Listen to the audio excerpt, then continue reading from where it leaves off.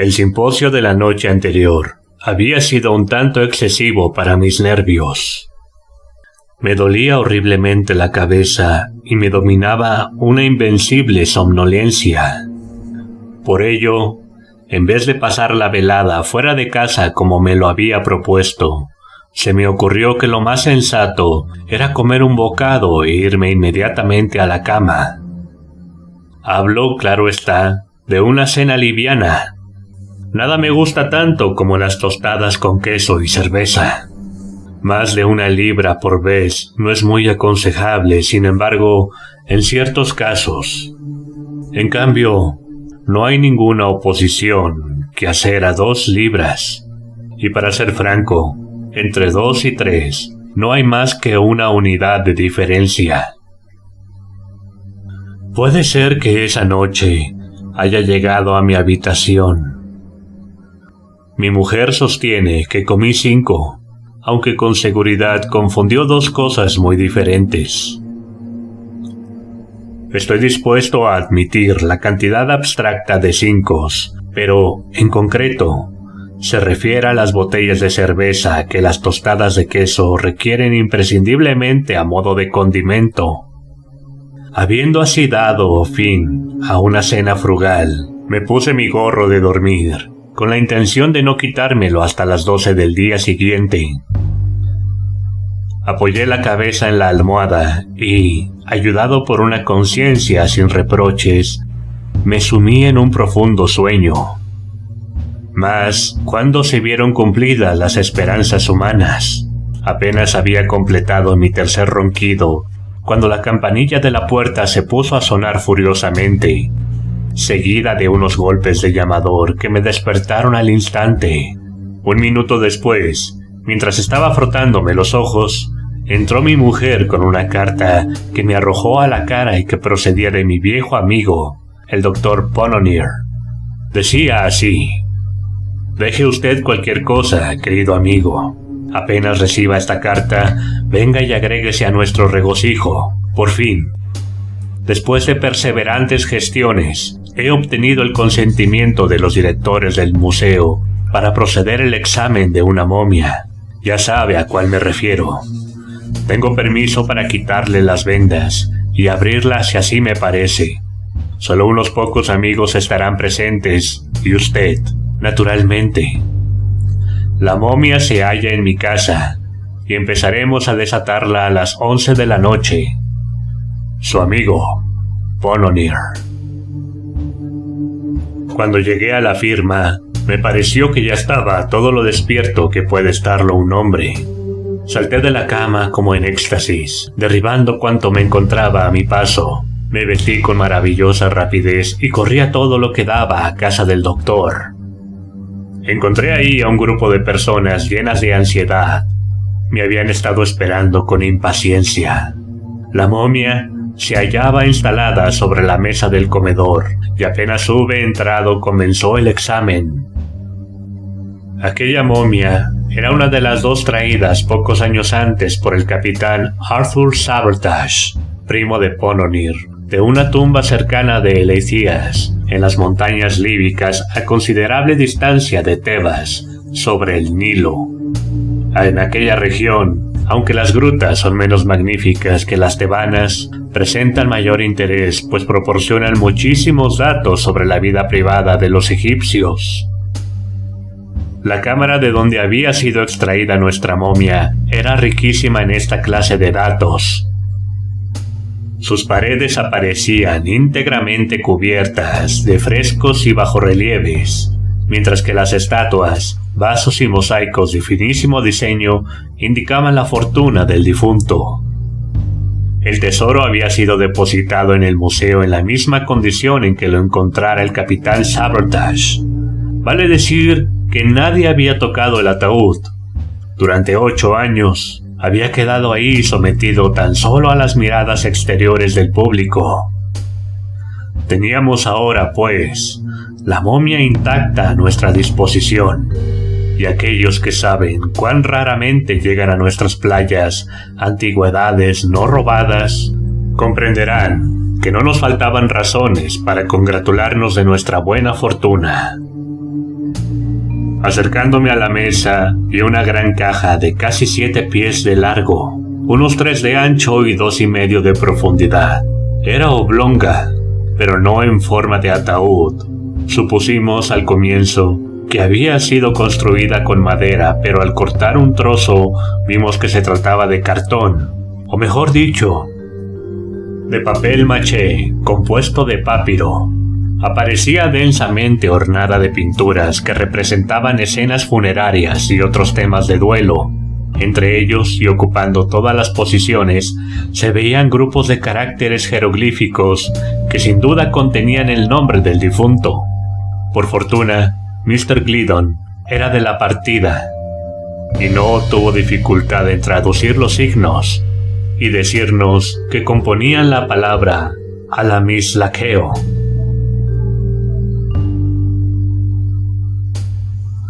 Nos costó algún trabajo abrir la caja sin estropearla, pero luego de hacerlo dimos con una segunda, en forma de ataúd mucho menor que la primera, aunque en todo sentido parecida. El hueco entre las dos había sido rellenado con resina, por lo cual los colores de la caja interna estaban algo borrados. Al abrirla, llegamos a una tercera caja, también en forma de ataúd, idéntica a la segunda, salvo que era de cedro y emitía aún el peculiar aroma de esa madera. No había intervalo entre la segunda y la tercera caja, que estaban sumamente ajustadas. Abierta esta última, hallamos y extrajimos el cuerpo. Habíamos supuesto que, como de costumbre, estaría envuelto en vendas o fajas de lino, pero en su lugar hallamos una especie de estuche de papiro cubierto de una capa de yeso toscamente dorada y pintada.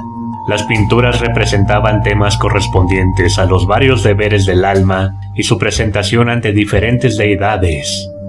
Todo ello acompañado de numerosas figuras humanas idénticas, que probablemente pretendían ser retratos de la persona difunta. Extendida de la cabeza a los pies, aparecía una inscripción en forma de columna, trazada en jeroglíficos fonéticos, la cual repetía el nombre y títulos del muerto, y los nombres y títulos de sus parientes. En el cuello de la momia, que emergía de aquel estuche, había un collar de cuentas cilíndricas de vidrio y de diversos colores, dispuestas de modo que formaban imágenes de dioses, el escarabajo sagrado y el globo alado. La cintura estaba ceñida por un cinturón o collar parecido. Arrancando el papiro, descubrimos que la carne se hallaba perfectamente conservada y que no despedía el menor olor. Era de coloración rojiza. La piel aparecía muy seca, lisa y brillante. Dientes y cabello se hallaban en buen estado. Los ojos habían sido extraídos y reemplazados por otros de vidrio, muy hermosos y de extraordinario parecido a los naturales, salvo que miraban de una forma demasiado fija. Los dedos y las uñas habían sido brillantemente dorados. Mr. Gliddon era de opinión que, dada la rojez de la epidermis, el embalsamiento debía haberse efectuado con betún, pero al raspar la superficie con un instrumento de acero y arrojar al fuego el polvo así obtenido, percibimos el perfume del alcanfor y de otras gomas aromáticas. Revisamos cuidadosamente el cadáver, buscando las habituales aberturas por las cuales se extraían las entrañas, pero con gran sorpresa no las descubrimos. Ninguno de nosotros sabía en aquel momento que con frecuencia suelen encontrarse momias que no han sido vaciadas. Por lo regular se acostumbraba a extraer el cerebro por las fosas nasales y los intestinos por una incisión del costado. El cuerpo era luego afeitado, lavado y puesto en salmuera, donde permanecía varias semanas hasta el momento del embalsamiento propiamente dicho.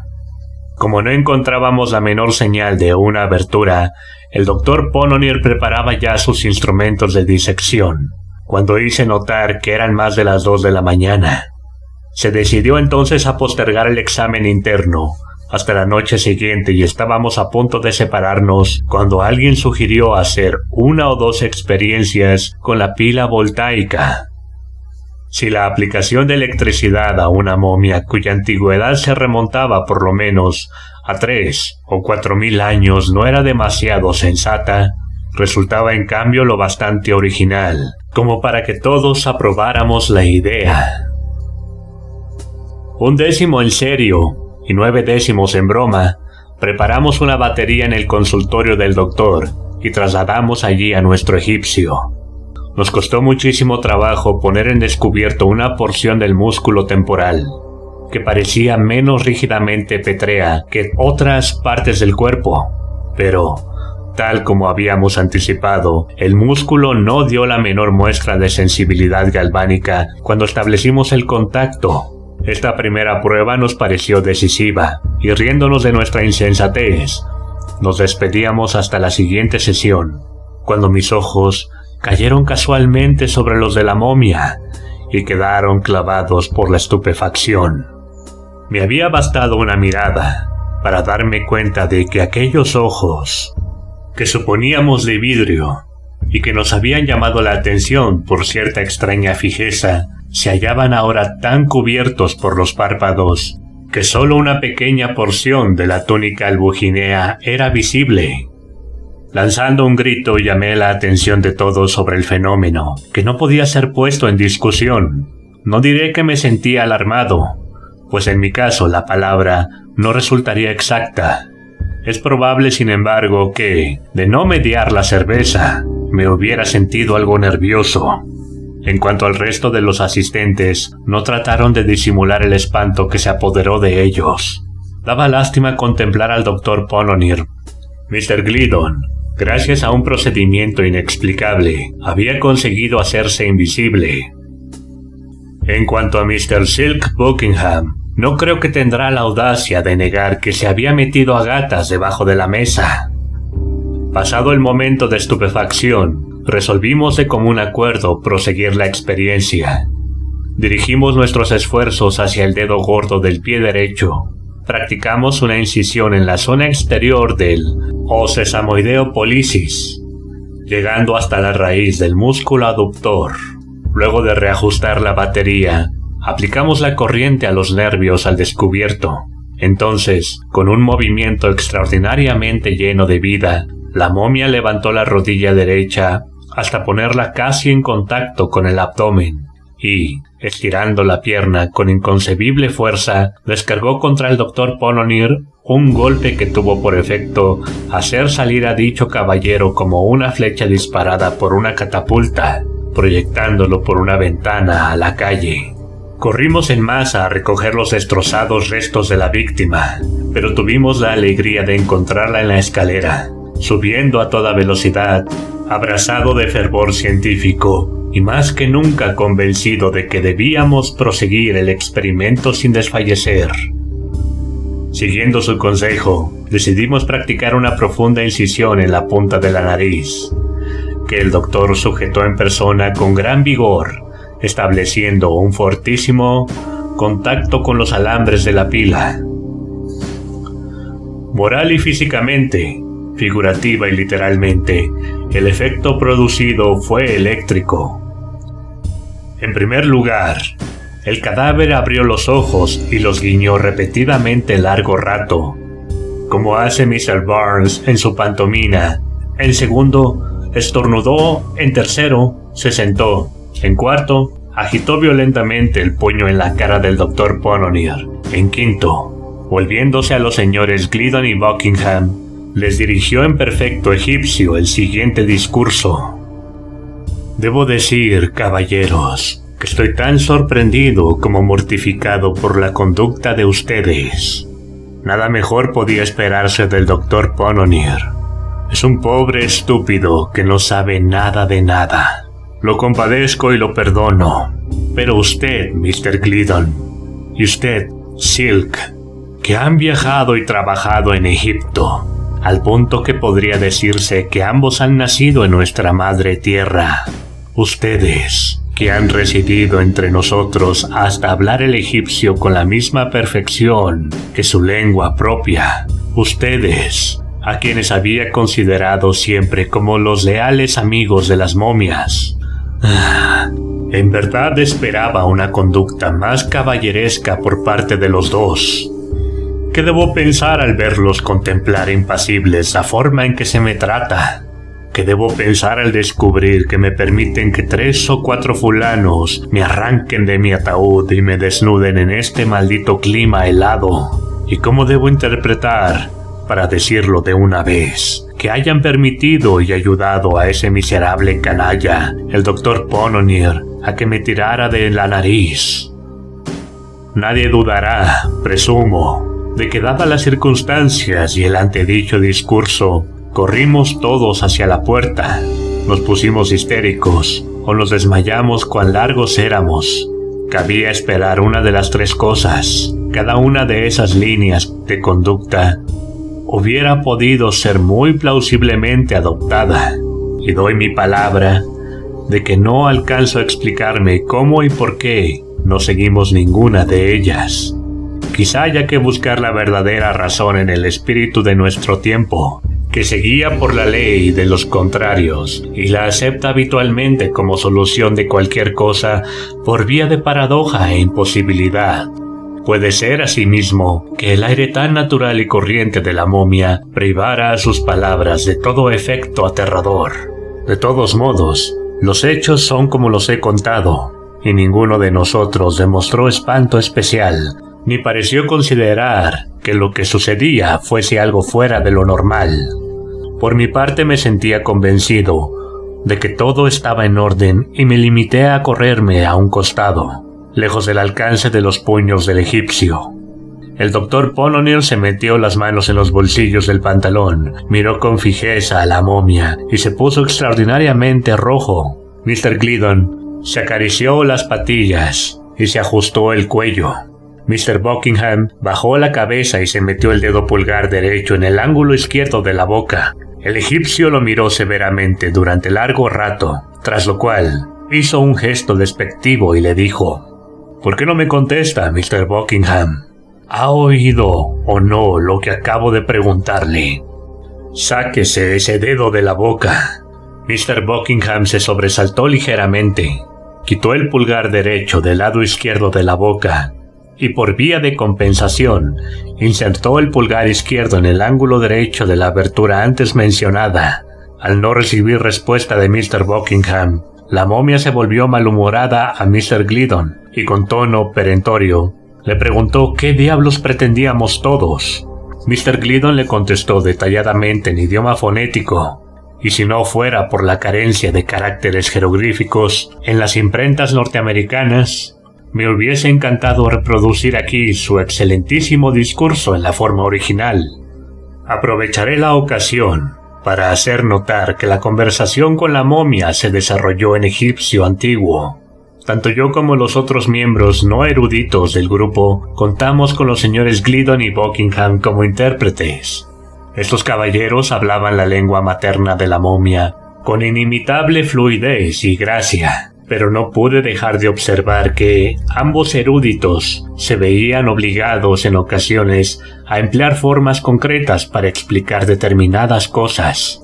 Mr. Gliddon, por ejemplo, no pudo hacer comprender en cierto momento al egipcio la palabra política, hasta que no hubo dibujado en la pared con un carbón un diminuto caballero de nariz llena de verrugas, con los codos rotos, subido a una tribuna, la pierna izquierda echada hacia atrás, el brazo derecho tendido hacia adelante, cerrando el puño y los ojos vueltos hacia el cielo, mientras la boca se abría en un ángulo de 90 grados. Del mismo modo, Mr. Buckingham no consiguió hacerle entender la noción absolutamente moderna de wig, hasta que el Dr. Pononier le sugirió el medio adecuado. Nuestro amigo se puso sumamente pálido, pero consistió en quitarse la peluca. Se comprenderá fácilmente que el discurso de Mr. Gliddon versó principalmente sobre los grandes beneficios que el desempaquetamiento y destripamiento de las momias había proporcionado a la ciencia, aprovechando esto para excusarnos de todos los inconvenientes que pudiéramos haber causado, en especial a la momia llamada Alamistaqueo. Concluyó sugiriendo finalmente: una vez explicadas estas cosas, muy bien podríamos continuar con el examen proyectado. Al oír esto, el Dr. Polonier se puso a preparar sus instrumentos, pero parece ser que Alamistaqueo tenía ciertos escrúpulos de conciencia con respecto a la sugestión del orador. Se mostró, sin embargo, satisfecho de las excusas ofrecidas y, bajándose de la mesa, estrechó las manos de los presentes. Terminada esta ceremonia, nos ocupamos inmediatamente de reparar los daños que el bisturí había causado en nuestro sujeto. Le cosimos la herida de la frente, le vendamos el pie y le aplicamos una pulgada cuadrada de esparadrapo negro en la punta de la nariz. Se notó entonces que el conde temblaba ligeramente, sin duda, a causa del frío. El doctor se trasladó al punto de su guardarropa, volviendo con una magnífica chaqueta negra, admirablemente cortada por Jennings, un par de pantalones de tartán celeste con tarabillas, una camisa de guinga color rosa, un chaleco de brocado, un abrigo corto blanco, un bastón con puño, un sombrero sin alas, botas de charol, guantes de cabritilla de color paja, un monóculo, un par de patillas y una corbata del modelo en cascada.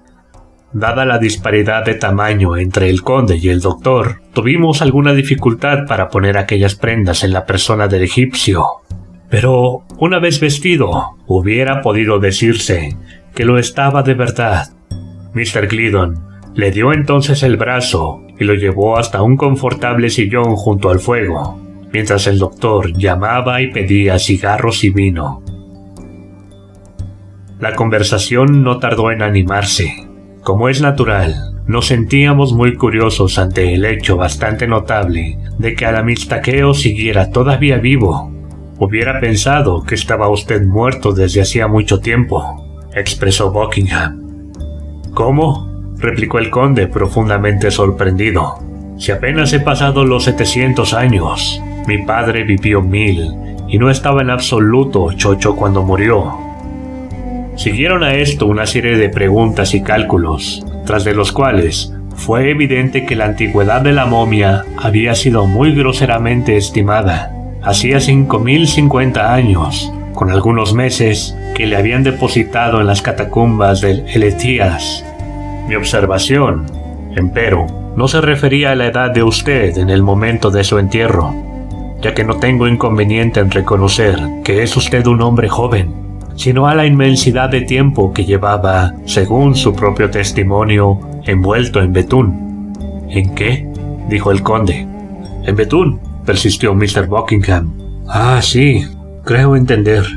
El betún podía servir en efecto, pero en mi tiempo se empleaba casi exclusivamente el bicloruro de mercurio, lo que nos resulta particularmente difícil de comprender, dijo el Dr. Polonier. Es como después de morir y ser enterrado en Egipto hace 5000 años, se encuentra usted hoy lleno de vida y con aire tan saludable. Si hubiese estado muerto, como dice usted, lo más probable es que continuara estándolo, pero veo que se hallan ustedes en la infancia del galvanismo y no son capaces de llevar a cabo la que en nuestros antiguos tiempos era práctica corriente. Por mi parte, caí en estado de catalepsia y mis mejores amigos consideraron que estaba muerto o que debía estarlo. Me embalsamaran, pues, inmediatamente, pero supongo que están ustedes al tanto del principio fundamental del embalsamamiento. De ninguna manera. Ah, ya veo. Qué triste ignorancia, de verdad. Pues bien, no entraré en detalles, pero deba decir que en Egipto el embalsamamiento propiamente dicho consistía en la suspensión indefinida de todas las funciones animales sometidas al proceso. Empleo el término animal en su sentido más amplio, incluyendo no solo el ser físico, sino el moral y el vital. Repito que el principio básico consistía entre nosotros en suspender y mantener latentes todas las funciones animales sometidas al proceso de embalsamamiento. O sea que, en resumen, cualquiera fuera la condición en que se encontraba el sujeto en el momento de ser embalsamado, así continuaba para siempre. Pues bien, como afortunadamente soy de la sangre del escarabajo, fui embalsamado vivo, tal como me ven ustedes ahora. «La sangre del escarabajo», exclamó el doctor Ponnonner. Sí, el escarabajo era el emblema de las armas de una distinguidísima familia patricia muy poco numerosa. Ser de la sangre del escarabajo significa sencillamente pertenecer a dicha familia cuyo emblema era el escarabajo. Hablo figurativamente. Pero, ¿qué tiene eso que ver con que usted esté vivo? Pues bien, la costumbre general en Egipto consiste en extraer el cerebro y las entrañas del cadáver antes de embalsamarlo. Tan solo la raza de los escarabajos se eximía de esa práctica. De no haber sido yo un escarabajo, me hubiera quedado sin cerebro y sin entrañas, y no resulta cómodo vivir sin ellos. Ya veo. Y presumo que todas las momias que nos han llegado enteras son de la raza del escarabajo. Sin la menor duda, yo había pensado que el escarabajo era uno de los dioses egipcios. ¿Uno de los qué egipcios? Uno de los dioses. Mr. Gliddon, estoy estupefacto al oírle hablar de esa manera. Ninguna nación de este mundo ha reconocido nunca más de un dios. El escarabajo, el ibis y demás eran para nosotros los símbolos, los intermediarios a través de los cuales adorábamos a un creador demasiado augusto para dirigirnos a él directamente. Hubo una pausa. La conversación fue reanudada por el doctor Ponnonner. A juzgar por lo que usted nos ha explicado, no sería improbable que en las catacumbas próximas al Nilo haya otras momias de la raza de los escarabajos e igualmente vivas. Sin la menor duda, replicó el conde. Todos los escarabajos embalsamados vivos por accidente siguen estando vivos. Incluso algunos de aquellos, embalsamados expresamente, pueden haber sido olvidados por sus ejecutores testamentarios y sin duda continúan en sus tumbas. ¿Sería usted tan amable de explicarnos qué entiende por embalsamar expresamente? Con mucho gusto, repuso la momia, luego de mirarme atentamente a través del monóculo, pues era la primera vez que me atrevía a hacerle una pregunta directa. Con mucho gusto, repitió. La duración usual de la vida humana en mi tiempo era de unos 800 años. Poco después morían, a menos de sobrevenirles algún accidente extraordinario antes de los 600, pero la cifra anterior era considerada como el término natural. Luego de descubierta el principio del embalsamamiento, tal como lo he explicado antes, nuestros filósofos pensaron que sería posible satisfacer una muy laudable curiosidad y a la vez contribuir grandemente a los intereses de la ciencia, si ese término natural era vivido en varias etapas. En el caso de la historia, sobre todo, la experiencia había demostrado que algo así resultaba indispensable. Un historiador, por ejemplo, llegado a la edad de 500 años, escribía un libro con muchísimo celo y luego se hacía embalsamar cuidadosamente, dejando instrucciones a sus albaceas pro tempore para que lo resucitaran transcurrido un cierto periodo, digamos 500 o 600 años. Al reanudar su vida, el sabio descubría invariablemente que su gran obra se había convertido en una especie de libreta de notas reunidas al azar, algo así como una palestra literaria de todas las conjeturas antagónicas, los enigmas y las pendencias personales de un ejército de exasperados comentadores. Aquellas conjeturas que recibían el nombre de notas o enmiendas habían tapado, deformado y agobiado de tal manera el texto que el autor se veía precisado a encender una linterna para buscar su propio libro. Una vez descubierto, no compensaba nunca el trabajo de haberlo buscado. Luego de escribirlo íntegramente de nuevo, el historiador consideraba su deber ponerse a corregir de inmediato, con su conocimiento y experiencias personales, las tradiciones corrientes sobre la época en que había vivido anteriormente, y así, ese proceso de nueva redacción y de rectificación personal, cumplido de tiempo en tiempo por diversos sabios, impedía que nuestra historia se convirtiera en pura fábula.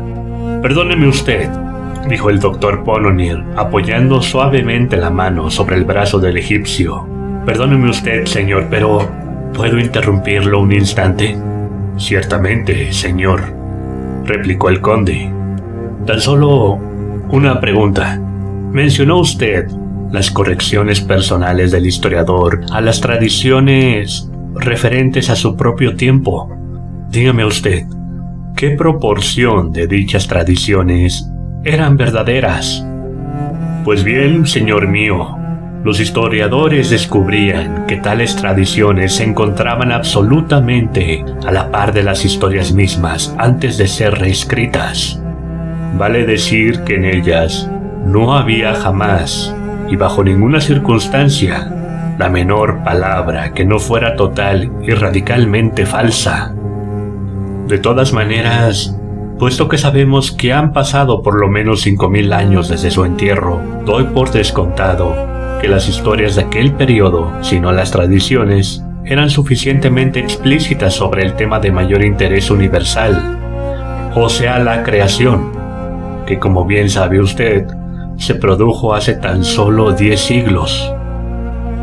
«Caballero», exclamó el conde al amistaqueo. El doctor repitió sus palabras, pero solo logró que el egipcio las comprendiera después de muchas explicaciones adicionales. Entonces, no sin vacilar, dijo este último: «Confieso que las ideas que acaba de sugerirme me resultan completamente nuevas. En mis tiempos jamás supe que alguien abrigara la singular fantasía de que el universo hubiera tenido jamás un principio. Solo recuerdo que una vez tan solo, escuché de un hombre de grandes conocimientos cierta remota insinuación acerca del origen de la raza humana, y esa persona empleó la palabra Adán, que acaba de emplear usted, pero él lo hizo en un sentido muy amplio, refiriéndose a la generación espontánea de 5 vastas hordas humanas salidas del limo y que surgieron simultáneamente en 5 partes distintas y casi iguales del globo. Al oír esto nos miramos, encogiéndonos de hombros, y uno o dos se llevaron un dedo a la sien con aire significativo. Entonces Mr. Silk Buckingham, luego de echar una ojeada al occipucio y a la coronilla de Alamistaqueo, habló como sigue: «La larga duración de la vida en sus tiempos, así como la costumbre ocasional de pasarla en distintas etapas, según nos ha explicado usted, debe haber contribuido profundamente al desarrollo y a la acumulación general del saber. Presumo, pues, que la marcada inferioridad de los egipcios antiguos en materias científicas, si se los compara con los modernos y más especialmente con los yanquis, nace de la mayor dureza del cráneo egipcio. Debo confesar nuevamente», repuso el conde con mucha gentileza, «que me cuesta un tanto comprenderle. ¿A qué materia científica se refiere, por favor?» Uniendo nuestras voces, le dimos entonces toda clase de detalles sobre las teorías frenológicas y las maravillas del magnetismo animal.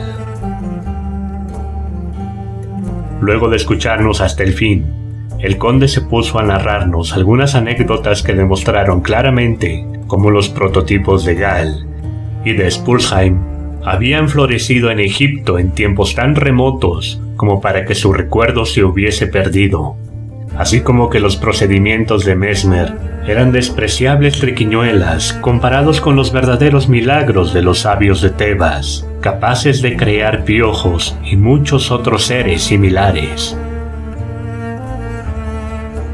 Pregunté al conde si su pueblo sabía calcular los eclipses. Sonrió un tanto desdeñosamente y me confesó que sí. Esto me desconcertó algo, pero seguí haciéndole preguntas sobre sus conocimientos astronómicos hasta que uno de los presentes, que hasta entonces no había abierto la boca, me susurró al oído que para esa clase de informaciones haría mejor en consultar a Ptolomeo, así como a un tal Plutarco, en su De Facile.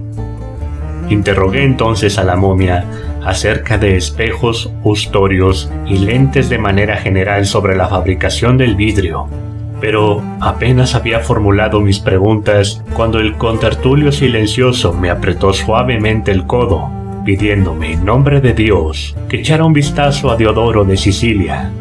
En cuanto al conde, se limitó a preguntarme, a modo de respuesta, si los modernos poseíamos microscopios que nos permitieran tallar camafeos en el estilo de los egipcios. Mientras pensaba cómo responder a esa pregunta, el pequeño doctor Pononir se puso en descubierto de la manera más extraordinaria. «Vaya usted a ver nuestra arquitectura», exclamó con enorme indignación por parte de los dos egiptólogos, quienes lo pellizcaban fuertemente sin conseguir que se callara. «Vaya a ver la fuente del Bowling Green de Nueva York», gritaba entusiasmado. «O si le resulta demasiado difícil de contemplar, eche una ojeada al Capitolio de Washington». Y nuestro excelente y diminuto médico siguió detallando minuciosamente las proporciones del edificio del Capitolio. Explicó que tan solo el pórtico se hallaba adornado con no menos de 24 columnas, las cuales tenían 5 pies de diámetro y estaban situadas a 10 pies una de otra. El conde dijo que lamentaba no recordar en ese momento las dimensiones exactas de cualquiera de los principales edificios de la ciudad de Aznac, cuyos cimientos habían sido puestos en la noche de los tiempos, pero cuyas ruinas seguían aún en pie en la época de su entierro, en un desierto al oeste de Tebas. Recordaba, empero, que uno de ellos, perteneciente a un palacio secundario en un suburbio llamado Karnak, tenía 144 columnas de 37 pies de circunferencia, colocadas a 25 pies una de otra. A este pórtico se llegaba desde el Nilo por una avenida de 2 millas de largo, compuesta por esfinges, estatuas y obeliscos de 20, 60 y 100 pies de altura. El palacio, hasta donde alcanzaba a recordar, tenía 2 millas de largo y su circuito total debía alcanzar las 7 millas. Las paredes estaban ricamente pintadas con jeroglíficos en el interior y exterior. El conde no pretendía afirmar que dentro del área del palacio hubieran podido construirse unos 50 o 60 capitolios como el del doctor, pero, aún sin estar completamente seguro, pensaba que, con algún esfuerzo, se hubieran podido meter 200 o 300. Claro que, después de todo, el palacio de Karnak era bastante insignificante. De todas maneras, el conde no podía negarse conscientemente a admitir el ingenio, la magnificencia y la superioridad de la fuente del Bowling Green, tal como la había descrito el doctor. Se veía forzado a reconocer que en Egipto jamás se había visto una cosa semejante. Pregunté entonces al conde qué opinaba de nuestros ferrocarriles. Contestó que no opinaba nada en especial. Los ferrocarriles eran un tanto débiles, mal concebidos y torpemente realizados. Por supuesto que no se los podía comparar con las enormes calzadas perfectamente lisas, directas y con vías de hierro, sobre las cuales los egipcios transportaban templos enteros y sólidos obeliscos de 150 pies de altura. Aludía a nuestras gigantescas fuerzas mecánicas. Convino en que algo sabíamos de esas cosas, pero me preguntó cómo me las habría arreglado para colocar las impostas de los dinteles, aún en un templo tan pequeño como el de Karnak. Decidí no escuchar esta pregunta y quise saber si tenía alguna idea sobre los pozos artesianos. El conde se limitó a levantar las cejas, mientras Mr. Gliddon me guiñaba con violencia el ojo y me decía en voz baja que los ingenieros encargados de las perforaciones en el gran oasis acababan de descubrir uno hacía muy poco. Mencioné entonces nuestro acero, pero el egipcio levantó desdeñosamente la nariz y me preguntó si nuestro acero habría podido ejecutar los profundos relieves que se ven en los obeliscos y que se ejecutaban con la sola ayuda de instrumentos de cobre. Esto nos desconcertó tanto que juzgamos prudentemente trasladar la ofensiva al campo metafísico.